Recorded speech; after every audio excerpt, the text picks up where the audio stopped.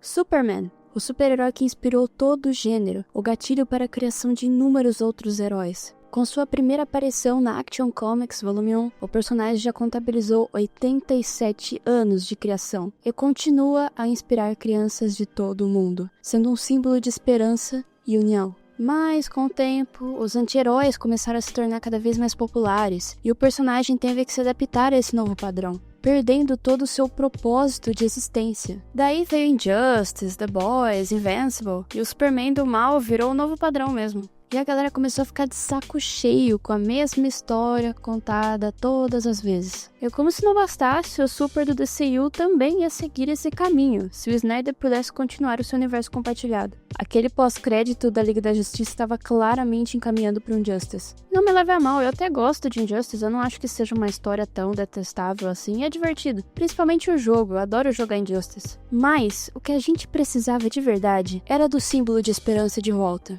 A gente precisava do Superman de verdade. E foi o que eles fizeram. O maior herói de todos está entre nós de novo. Oi, eu sou a Gabi, e assim como a grande maioria das pessoas, eu estava com um hype nas alturas para esse filme. Afinal, ele estava prometendo não só trazer o Superman das origens, mas também iniciar um novo universo compartilhado. Acompanhei tudo que saía de notícia e trailer do filme até o seu lançamento. Eu não sei qual foi a última vez que eu fiquei tão animada com o filme da DC. Acho que o que chegou mais perto foi o The Batman, porque, bom, é Batman, né? Você sabe que eu gosto. Mas a expectativa era alta, principalmente pelas declarações do James Gunn e as HQs na qual ele dizia ter se inspirado. Superman Grandes Astros era uma delas. Dá pra ver a clara inspiração assistindo o filme. O Jimmy Olsen, os robôs, Solaris e entre outras coisas. Nessa época ainda houve uma mudança no logo da empresa, voltando com o símbolo mais famoso e adicionando uma animação clássica do Super quebrando as correntes. Pode parecer só uma logo, mas isso significa muita coisa. Voltar para as origens, dar tanta importância para o Super-Homem a ponto de estar na animação do símbolo da empresa é um sinal de que eles realmente estavam dispostos a mudar e para melhor. Toda a jornada desse filme até o lançamento foi cheia de alegria e esperança, com muitos bons anúncios e trailers. Tudo isso corroborou para milhões de pessoas no mundo todo empolgadas com o filme do Superman, um herói que na visão de muitos é sem graça e datado. Mas então o dia finalmente chega, depois de tanta espera podemos enfim ver essa obra no cinema. Primeiro começamos com um texto explicando algumas coisas básicas do herói, como não vemos a sua origem, é uma boa saída para não deixar os telespectadores mais casuais confusos. A primeira cena do filme já é muito impactante. Vemos Superman no chão, sobressaindo em meio a toda aquela neve branca e sem vida. Ele, não tendo outra alternativa, assobia e Krypto aparece para salvá-lo. Essa cena já tinha sido mostrada no trailer por completo, mas colocar ela como a primeira coisa que a pessoa verá é uma grande sacada. Já que o filme não é de origem, não precisamos de uma cena introdutória para o personagem. Há uma liberdade maior em começar do jeito que quiser, e jogar o público no meio de uma luta onde o Superman está perdendo te deixa muito surpreso e chocado, fazendo a pessoa querer saber o que levou tudo aquilo. Tarantino usa muito dessa estratégia, iniciando o filme no meio de uma conversa ou de uma cena impactante. Isso faz o público ficar muito curioso para saber o que raios está acontecendo. Pulp Fiction começa com uma conversa sobre hambúrgueres, que o Bill começa com a protagonista quase morta no chão, levando um tiro na cabeça. E esses são só alguns exemplos, tem muitos outros filmes assim. Então, iniciar com essa cena foi genial. Talvez não deveriam ter divulgado ela antes do filme lançar, mas para quem não tinha visto ainda, tenho certeza que foi muito impactante. E eu sei disso porque eu fui com 3 pessoas que não faziam ideia de como era essa cena completa, e ela funcionou perfeitamente quando assistiram no filme. Bom, sequencialmente, Superman é levado à Fortaleza da Solidão. Muito bem feito, por sinal, gostei bastante. Lá, somos apresentados aos robôs dele, que, como eu disse, vêm de grandes astros. E ele se revitaliza recebendo o calor do sol. Também vemos que ele ouve a mensagem dos pais biológicos dele, sempre que precisa de motivação. E finalmente é revelado quem deixou o Superman todo estrupiado daquele jeito. O Martelo de Borávia, que inicialmente é introduzido como apenas um robô controlado pelo Luthor, mas que depois a gente descobre que ele é um clone, na verdade, do Superman. E daí justifica bastante o fato do Superman ter apanhado tanto pra ele, porque é basicamente o Superman, só que com a inteligência do Lex, né? É muito interessante como ele controla o robô, mandando códigos para diferentes movimentos. E ele sabe exatamente quais usar, já que estudou o comportamento do herói por anos. Ou seja, logo na primeira cena do Lex, já é uma demonstração tanto de sua inteligência quanto de sua obsessão. Uma ótima apresentação do personagem. Ao mesmo tempo que ele é claramente muito inteligente e poderia ajudar várias pessoas com isso, a obsessão dele, a loucura, o impede de fazer qualquer coisa boa e acaba utilizando a inteligência dele para o mal. Uma outra boa introdução desse filme é o núcleo do Planeta Diário. Admito que eu gostaria de mais cenas do trio interagindo no trabalho, principalmente cenas com o Clark. Eu acho que teve poucas cenas, eu gostaria de mais cenas vendo o Clark, mas com as cenas que a gente teve, foi muito bem feito. Eles têm uma sincronia que vai além do filme. Então, basicamente, só nos primeiros minutos do filme a gente já foi apresentado aos 3 principais núcleos do filme: o do Superman, o do Lex Luthor e do Planeta Diário. Pode reparar que todos os outros personagens que aparecerão daqui pra frente vão transitar entre esses 3 núcleos. Além da cena inicial do filme, uma outra que já tinha sido divulgada quase que por completo em trailers é a cena da entrevista entre Lois e Super, que é muito importante. Por mais que pareça uma simples conversa, é um dos poucos momentos em que o filme decide desacelerar e te mostrar apenas um problema em tela. O que temos aqui é Lois sendo a repórter, representando o lado racional, e o Super sendo um herói que prioriza a vida a qualquer custo, representando o lado emocional da conversa. Não tem um lado correto, o filme não define quem está certo, ele só te joga na discussão e deixa pra você decidir isso. É claro que a visão do Super vai ser priorizada, já que ele é o protagonista, mas essa é apenas a forma dele fazer as coisas. O filme não te impõe uma visão. Então, parar tudo para ver 2 extremos discutindo o principal dilema da história não é só muito interessante, mas também te ajuda a entender o plot sem precisar de diálogos expositivos. Mais pra frente no filme, conhecemos os protótipos de Liga da Justiça, aqui chamados de Gangue da Justiça. Os 3 personagens estão muito bem encaixados na história. Sinceramente, eles eram o meu maior medo quando vi os trailers. Senti que tinha herói demais no filme, mas acabou que no final foram bem divertidos, tiveram boas lutas e ajudaram sem roubar a cena do Super. A começar pela Mulher Gavião, ela foi a mais apagada dos 3. Sua cena mais marcante foi matando o ditador lá, mas considerando que o filme tem muitos personagens, era de se esperar que alguns não teriam tanto destaque. Do que a gente viu, achei ela bacana. Escalação legal, bom traje e boas piadas. Seguindo para o melhor disparado dos 3, temos o Mr. Terrific, um personagem que ninguém conhece, a não ser a meia dúzia de doidos que leem HQs, tipo eu, mas que mesmo assim se tornou um personagem muito amado, sendo apenas um coadjuvante. Ele tem a melhor cena de luta do filme, quando ele e a Lois invadem a base em busca do Super, ele destruindo todo mundo e a Lois só olhando maravilhada. A câmera girando em 360 em volta da redoma destaca mais ainda o sentimento de espanto dela, enquanto toca uma música super divertida e descontraída e até meio infantil, que inclusive você poderia interpretar que representa tanto a Lois, por estar maravilhada, que nem uma criança mesmo vendo seu ídolo, ou até mesmo o Senhor Incrível, que trata aquela situação como algo banal ou até divertido, como a própria música diz. Outro personagem que protagonizou momentos icônicos foi o Guy Gardner.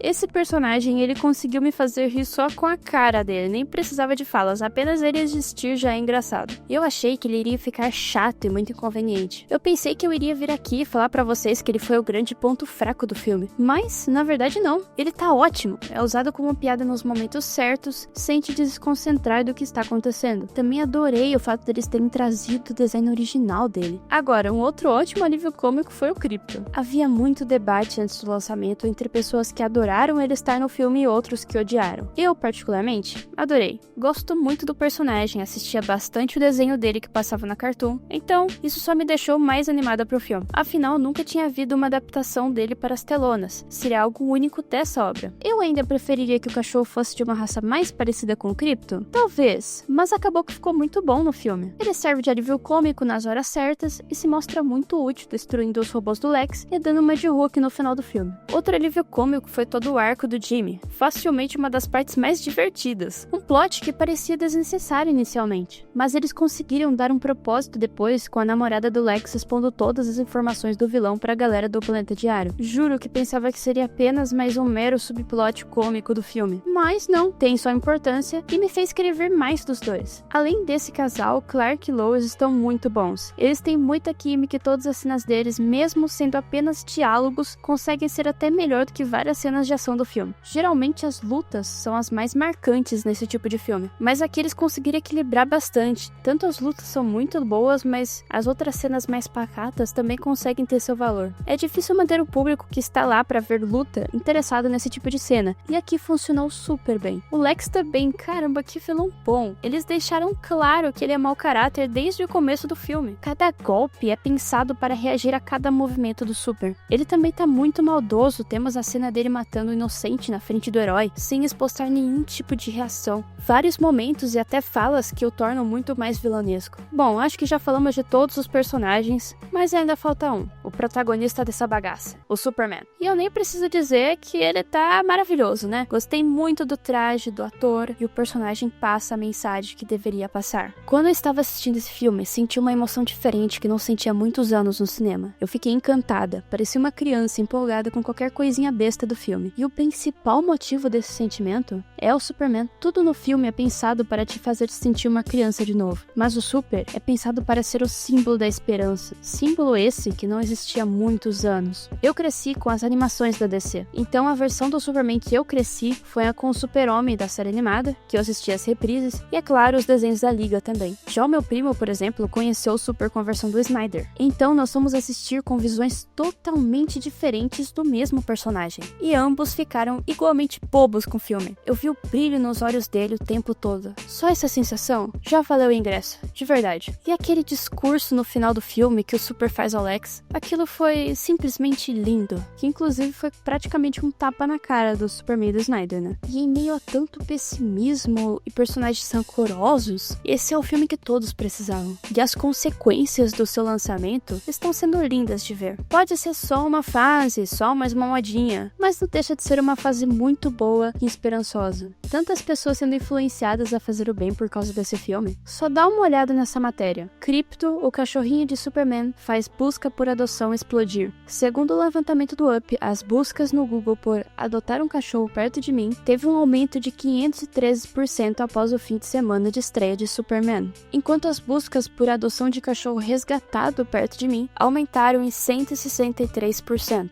E o sucesso de Krypto não para por aí. As buscas por adotar um Schnauzer aumentaram em 299%. E inúmeras pessoas se sentindo crianças novamente, empolgadas com um filme divertido e emocionante, realmente aderindo à mensagem que ele passa. Eu sei que o filme poderia ter sido melhor ainda. Entendo os fãs do Super terem ficado irritados com a abordagem da história dos pais biológicos, mas olha só o que esse filme fez. Sinceramente, pra mim, só de ver ele espalhando alegria para as pessoas já é o suficiente. Como uma admiradora da sétima arte, não tem como não ficar emocionada com tudo isso. Afinal, o principal motivo de existirem filmes é justamente para isso: nos divertirem, inspirarem, emocionarem e, acima de tudo, nos fazer felizes. Assim como Spielberg dissera, nosso único objetivo é dar ao mundo um gostinho de paz, amizade e compreensão, por meio das artes visuais, a arte da celebração da vida. Bom, eu vou indo nessa. Obrigada por me ouvir até aqui. E não se esqueça de que o gentil é o novo punk rocker. Falou!